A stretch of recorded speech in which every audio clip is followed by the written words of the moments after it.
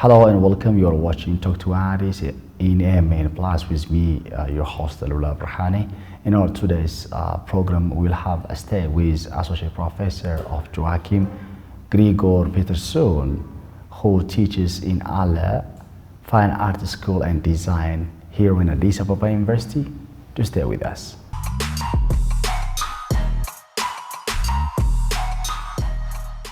Welcome, Professor, to our program. Thank you. So to begin with, I will give you the opportunity to introduce yourself to our audiences. Who is Professor Joachim Gregor Peterson? Okay, I was born in Norway, but I have Dutch nationality because of my father's family. And my father was a ship's captain. As a young child, I traveled a lot, and I lived in different countries. But from the age of about 6 to 18, I lived in England, and I was educated in England. After that, I lived in France and Germany a little while, and then I went to university in Israel, to the Hebrew University, and studied Semitic languages and the Old Testament, and subsequently I also lived in different Arab countries, particularly Egypt and Sudan. So besides Hebrew, I'm also familiar with Arabic language and culture. And I also lived in some African countries, particularly Kenya. And I think that was a good preparation for coming to Ethiopia, because in Ethiopia there is a combination of elements from Middle Eastern and African culture. And the first time I came to Ethiopia, I felt very at home here, and I think one of the reasons why was because I had been exposed to both Middle Eastern and Black African culture beforehand. Good. What led you to specialize in your particular field of study? What was the driving factor? For my first studies, undergraduate studies, I studied firstly Hebrew language, then Semitic linguistics, Old Testament, and also Islamic history and culture. And my PhD was in the Department of Study of Religion, and my thesis was about Ethiopian monasticism, and it had anthropological and historical aspects, and the anthropological aspect was more about the nature of monasticism, and the historical aspect was particularly about the situation of the monasteries during the communist period. And the idea which sort of brought them together was that during a period of pressure, the true nature of an institution reveals itself. Good. So you were sharing us your experiences of the research projects that you have conducted. So what were your experiences specifically? Like, you told me your PhD was related to monasticism. Yes. So this monasticism has a great, it's a great culture, or I could see there is a great history in monasticism in Ethiopia. Yes. When most of the Ethiopian historical relics are recorded or preserved in the monasteries. So what have you learned? What would be their contribution? If someone wants to know Ethiopia, there's a saying, I don't know, you better go to the monasteries and see. No, I completely agree with that. The monasteries are the guardians of the soul of the country. If you really want to know the soul of the country, then, and different cultural things which reflect the Ethiopian mentality and way of thinking, such as kene, poetry, were traditionally associated with the monasteries and monastic schools. Yeah, what new discoveries have you brought in your projects, for example, when while you were having, a study of the different monasteries in your research? What new foundations or inventions, or I could say contributions have you come across? Would you share that with our audience? Well, I hope that I have contributed a little bit to making the monasteries and the monastic lifestyle better known. I think that the monasteries are a great resource for the country, which besides being the guardians of the history and spirituality, they also are places where people can go for refreshment and to gain more calm and renewal in their lives. So I think, and they could play a role in developing the countryside and developing intermediate technology. This has happened, for example, in Egypt and in other countries. Yeah, talking about this kind of the contribution of monasteries, specifically church education, it has played its own role in the expansion of education or scholastic practice. So in this aspect, maybe I want you to tell me what have you really experienced with regard to the relationship between the modern and the indigenous knowledge, the interaction of the two. Yes. Ethiopia is the only country in the world where they have preserved an entire Christian traditional education system, AMN-English. And that is something which is completely different from a secular education system. And this is something very special which needs to be preserved and nurtured. On the other hand, it's important that there isn't tension between the traditional and the modern education systems, and that they react with each other in a positive way. It's important to encourage people with the traditional education system also to have some knowledge of the academic educational system.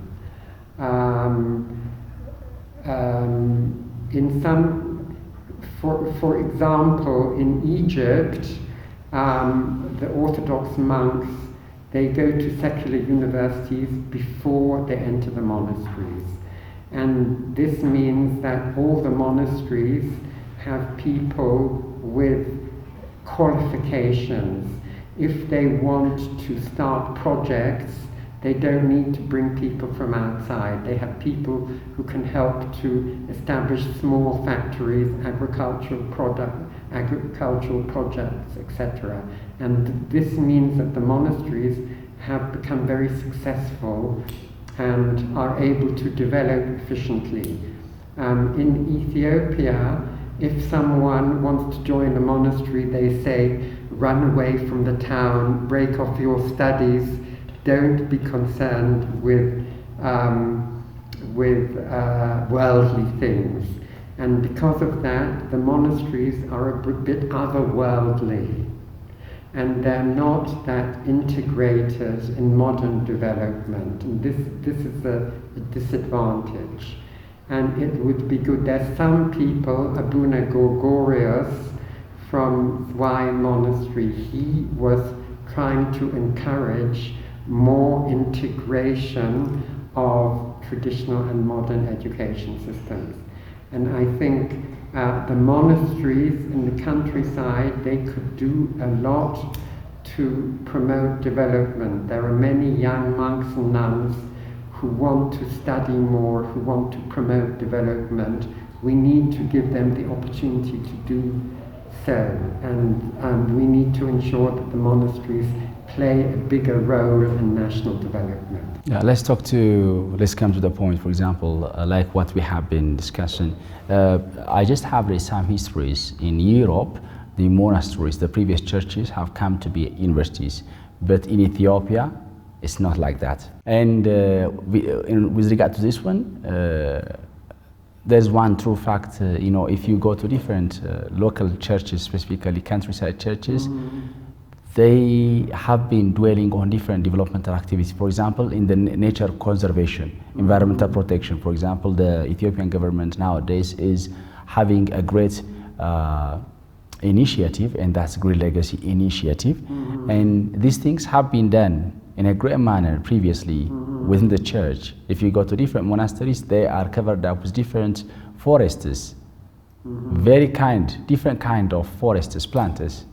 So vis-a-vis environmental conservation, and we can assume that they are mini world. So how do you see in just making monasteries, universities, and creating their own world, plus they are congruent with nationwide flagship projects like this one?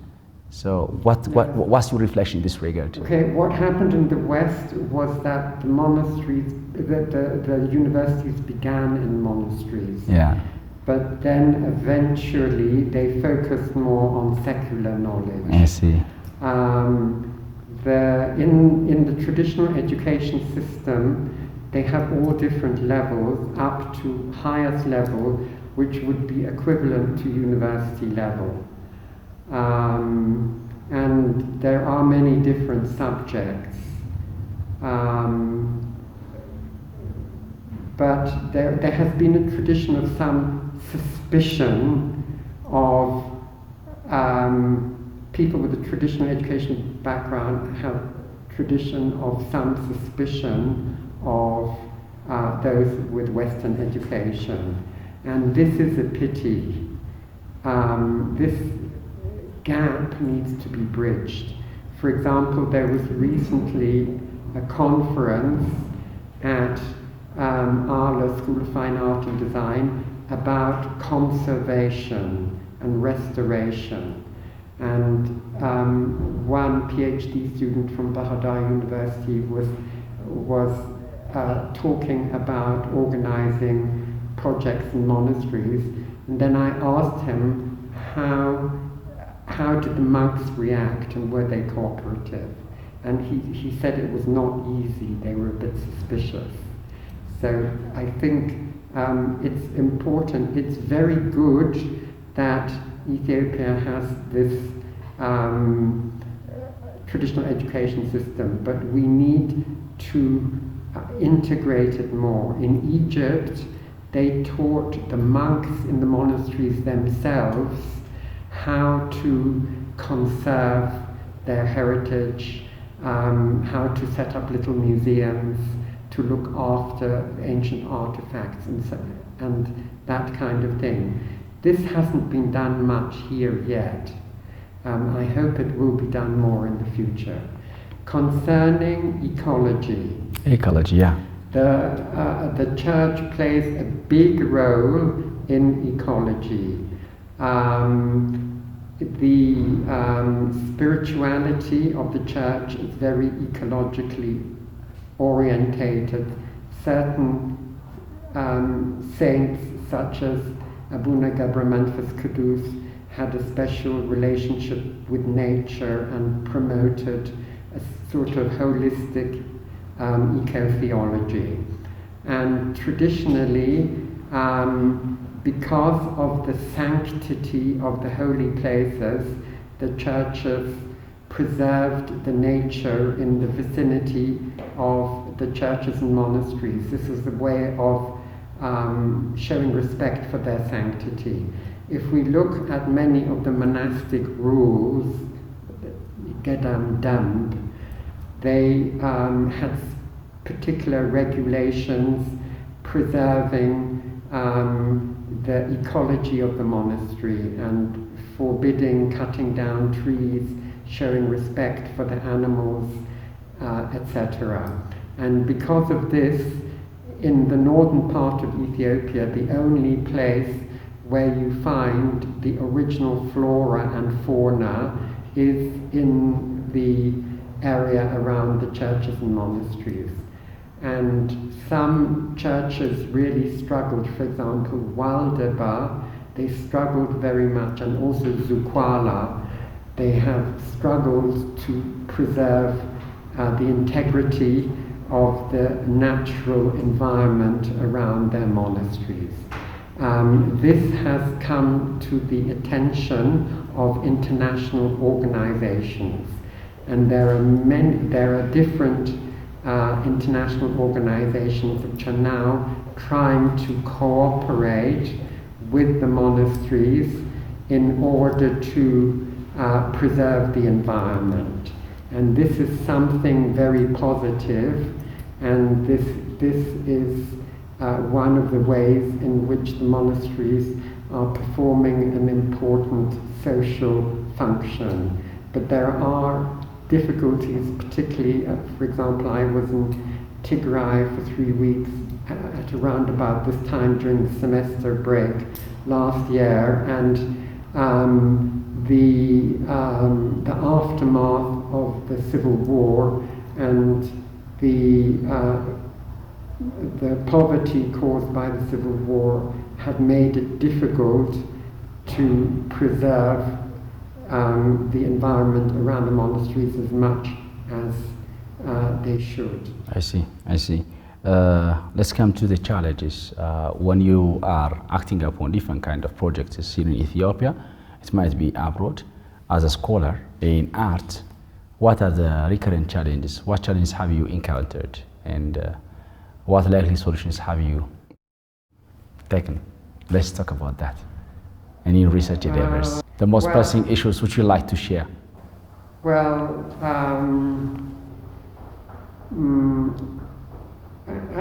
in connection with the church art, lack of awareness, and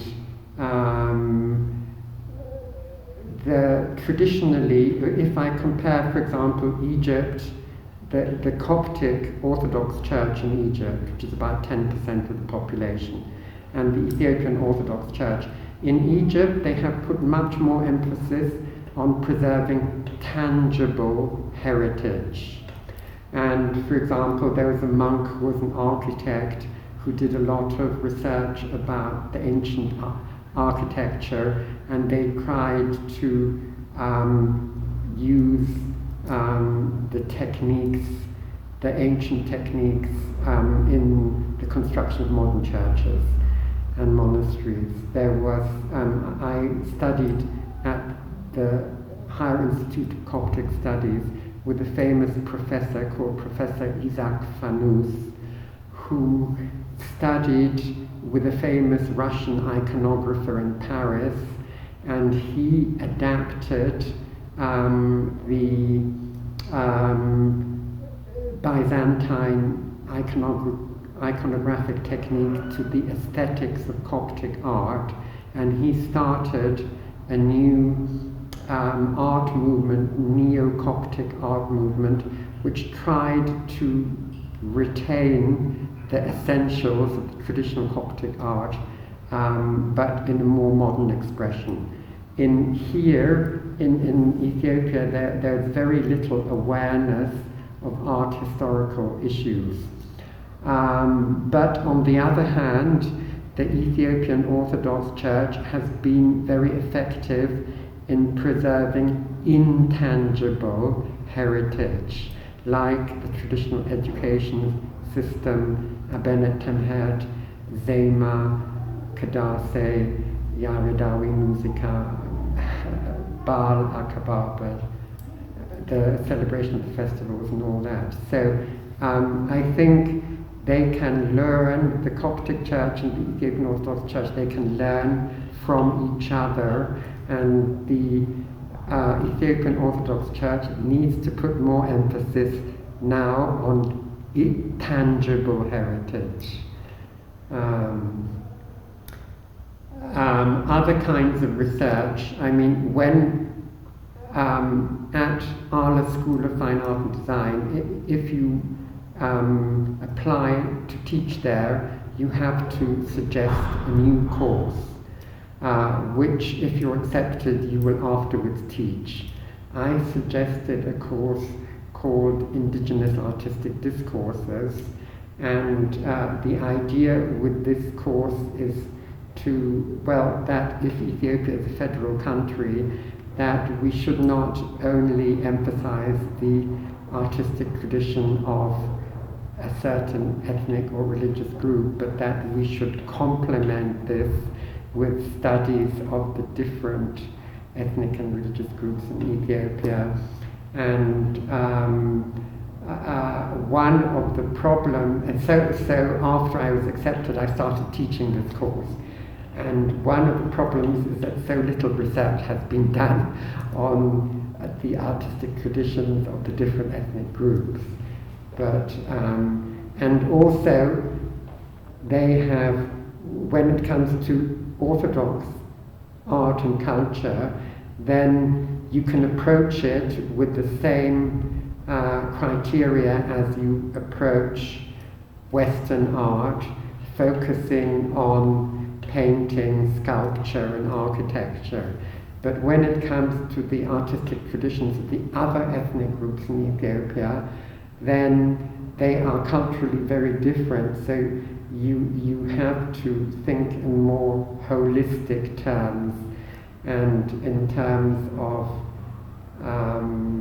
material culture and different, I mean, for example, South Omo, an important aspect of traditional culture is body painting, and there are many, each ethnic group has their own particular artistic expression, which are often fit into completely different categories to the categories which we're used to studying in connection with Ethiopia.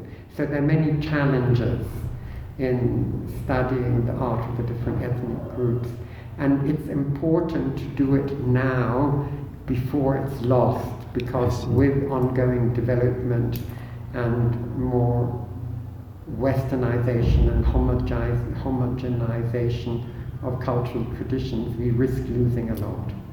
I see.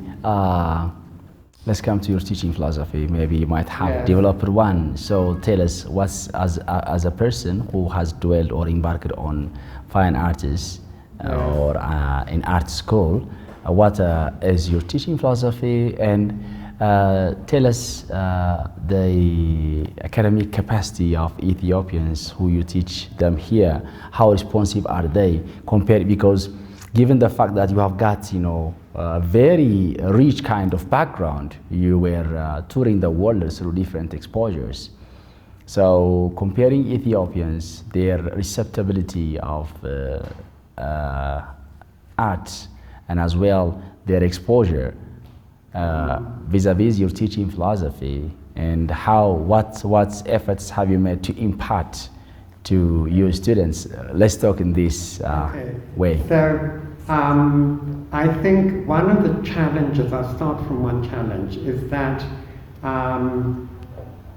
Arles School of Art and Design only recently became part of the university, and before that it was an independent art institution which was focusing more on art praxis, in other words, production of art, rather than the academic study of art.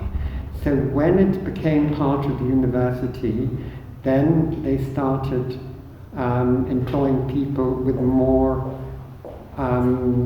academic theoretical background in order to strengthen the academic theoretical aspect of the teaching. But even so, it has been a challenge for us, because the students are accustomed to putting emphasis on art practice rather than on art theory. So when I teach different courses, for example, one of the core courses I teach is aesthetics, which is the philosophy of beauty, something like that. So when I know this is a very theoretical sounding subject, so I always start the course by trying to explain why we study aesthetics, how aesthetics is useful, how it relates to everyday life. And also I try to stress, for example, that our students are not only expected to produce art, they are also expected to be articulate about art, to be able to explain about art, to be able to do research about art. And subjects like aesthetics, they help us to become articulate about art. So firstly, I think it's important to explain why the particular subject is important, how it can be useful to the individual student in their own lives. Then I try to, when I do orientation, I always try to relate it to people's experience and also to local culture. So ask them questions which they can relate to from their own experiences. For example, when I talk about city development, then I ask them about Addis Ababa and Asmara. Which city is more beautiful? Why is it more beautiful? What kind of different types of development have they had? You know, what can this teach us about urban development? So in different ways like this, I try to relate to people's experience and draw them into the academic discourse, and to try to ensure that it's not something alien to them, but that it's something that they can relate to. Let's come to the point of, like you were teaching city development. Yes. So an art has got a great role in playing for Yes. developmental aspect of a nation. So these days Addis Ababa is just experiencing what they call corridor development, or there are different city-wide urbanization processes that are underway. So as a scholar, as a person, as a professor in fine arts, it's all about, I just have seen that it's redesigning the city again in a way that it should reflect its name, the new flower. So how did you get it? What would you say in this regard? Well, how attractive is it? I don't know. How would you, what's your reflection? well, I think that there are positive and negative aspects, so it's important to try to have a holistic view of what is going on. I mean, I remember I often said in aesthetics classes that developing countries tend to neglect the aesthetic dimension, and particularly in urban development and so on, the commercial and modernizing elements seem to take precedence, and the aesthetic development tends to be left behind. But recently that has really changed, and the aesthetic dimension has become much more important in public life and in city planning, and that, I think, is something very positive. So, for example, I think also the aesthetic dimension is not merely theoretical. It has to do with very practical things like the quality of life and things which ensuring better social interaction. If there are parks and places for the children to play, then that encourages better social life, more social interaction, and it contributes to the quality of life. So there are many positive things which I see. I also, if we compare with what has happened in other cities, I also speak French. I have many French-speaking friends, and they compared with the development of Paris. And Paris was an overcrowded medieval city, and at some point, 18th, 19th century, they completely redeveloped it with wide avenues, this was traumatic. There was a lot of opposition at the time, but in the course of time it was seen as something positive, and Paris became known as a modern city, a city of light, and it was seen in a positive way. Also, I remember reading somewhere about the introduction of different kinds of disease prevention, particularly inoculation against different diseases. And they asked, was this the thing which contributed most to public health?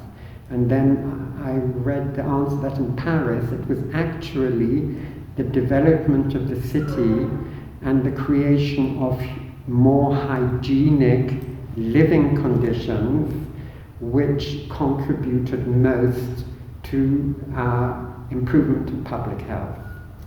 So from these perspectives, the development of the city is very positive. For example, the rivers in the city used to be rubbish dumps, and making them into recreation areas really contributes to the quality of life in the city. Yeah. On the other hand, I think it's very important to preserve the character of the city. If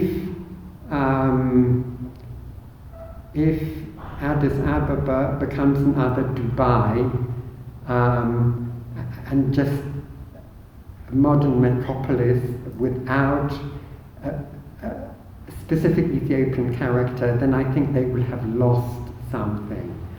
So I think in order to preserve the character of the city, they're different. First of all, some historical buildings need to be preserved. For example, in my area, there is a historical building which is more than 100 years old, which is called Adarash Tej Beit, and it was originally a feasting hall for the nobles, and then it became a Tej Beit, and it's an interesting building, and I think it should be preserved as a cultural center. I mean, it could be a place for some kind of refreshment, but also for art exhibitions and other things. At the moment, it's become a printing house, Matamea Bed, and it's archaeological. The architecture is not particularly suited to being a printing house. Yeah. And I'm afraid that at some time in the near future they're going to decide that it's better to knock it down and replace it with a modern printing house, and I think that would be a great pity. So in order to preserve Ethiopia, Addis Ababa has a particular character. It's a city which grew organically, in which there was a strong sense of solidarity between rich and poor living closely together. So I think that it's important to preserve some historical buildings, some historical areas, and also to do more. There seems to be a process of gentrification, and that means that everything is orientated to the wealthier part of society, and that the poorer people, less economically strong people, are being pushed out of the center of the city. And this, I think, is a pity, because Addis Ababa was traditionally a city where rich and poor lived next to each other, where there was a very strong sense of solidarity and social cohesion. So I think more needs to be done to retain this. For example, in European cities, they have something in England, they call them council houses. They're particularly housing complexes which are built for the less economic, wealthy people to ensure that they can still live in the city centre. So I think we need more projects like this. Also, in various cities which I knew, they took certain measures to preserve certain elements of traditional architecture and include them in the modern building techniques. For example, in Jerusalem, they had laws that all the buildings had to be made with white stone to preserve the character of the cities. In Yemen, they had a particular architectural technique with sort of a particular type of windows with coloured glass and ornamental arches, which were very typical of traditional architecture, and effort was used to include this in the new buildings. And I haven't seen yet much inclusion of Ethiopian elements in the modern architecture, and I think that we could do more study about this, how to include traditional elements in the contemporary architecture. I was having a nice stay with Professor Joachim Grigor Peterson, who is a scholar and an academician in Al Fine Artist School and Design here in Addis Ababa University. It ends here. Bye-bye.